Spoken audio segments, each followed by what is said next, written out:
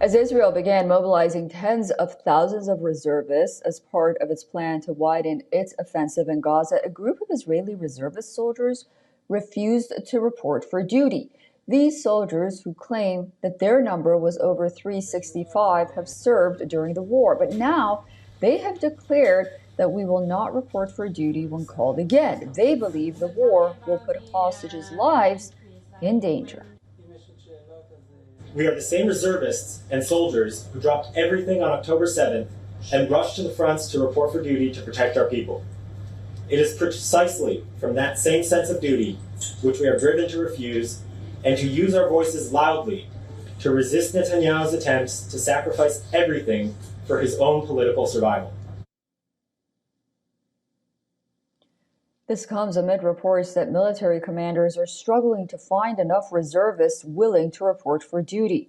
A Wall Street Journal report based on interviews with 30 officers and soldiers says that Israeli troops are exhausted after nearly 2 years of fighting on several fronts, and more are questioning the purpose of the war.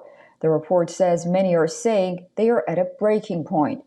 The shortage has been developed for months and tracks with growing Israeli discontent over the war.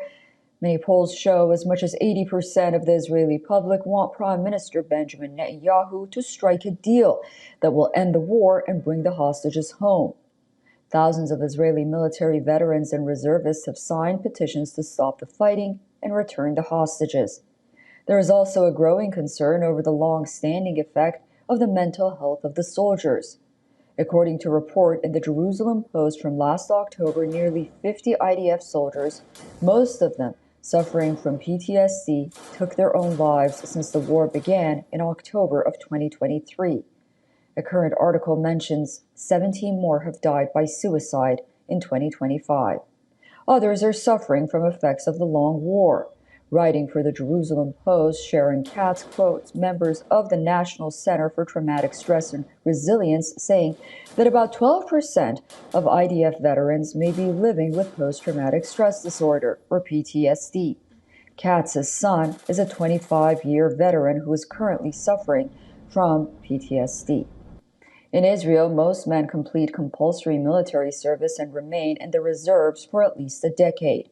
Refusing to show up for reserve duty is an offense that can merit prison time, though only a handful of reserve soldiers who have refused to serve have been put in military prison over the course of the war.